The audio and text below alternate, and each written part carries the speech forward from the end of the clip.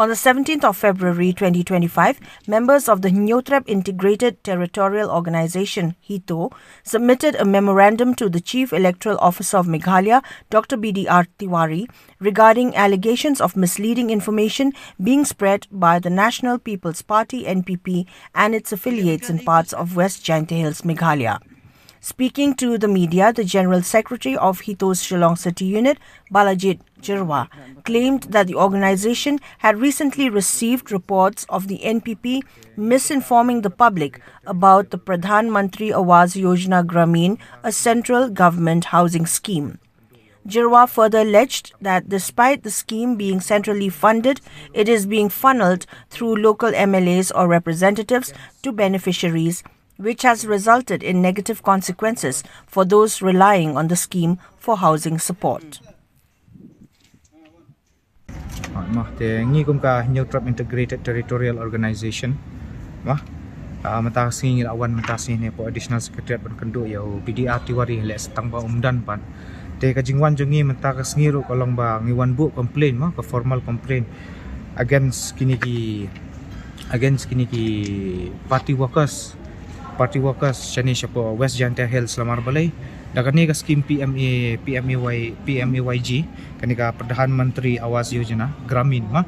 te dagani ka scheme ki penbit ki breu ba fide ban tap kita ki candidate jong ki ada fitap kini tika kerteng jong firu kan mi EA hapo jong kani ka PMAYG bat artaru kinyo preference ru nang tapat ki hablek mi ru sya MLA ban yo ya kani ka scheme te kani ka long ka gross violation ya ka model code of conduct jong ka election commission of India ro te ka long ba hakata kan nong rem hi ngiwan menta ka singi hang ne ban bu ya kani ka formal complaint amar balik syani sya po West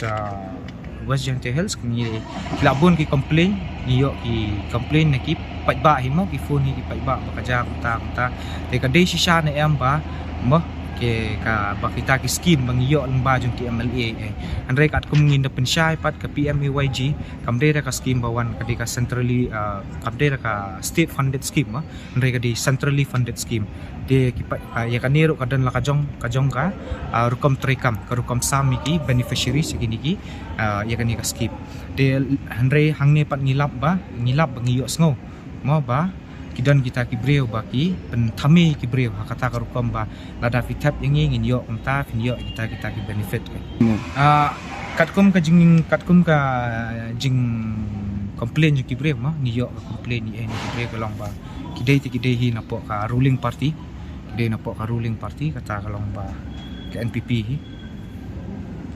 ka igiting kuat NPP pai ma nakaliang jungi te lada ka dei ka rumors ru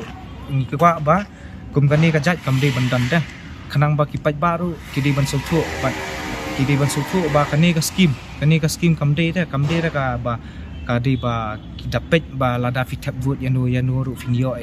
kani ka scheme handrai kani ka scheme kalong ba ya baro khot ya ubaduk wi basuk ya bu ta baro khot kidei ban yo kani ka scheme khamtam le sya po ki thain nong kondong le mo te nakaliang jung ni ru ngi kwa hi lada kalitang ka allegations nakaliang jung ki pai baru ngi kwa yu chief electoral officer ba un pet investigate ya kani ka matter kadang ba nila ban ensure ya kata ka free fair and clean election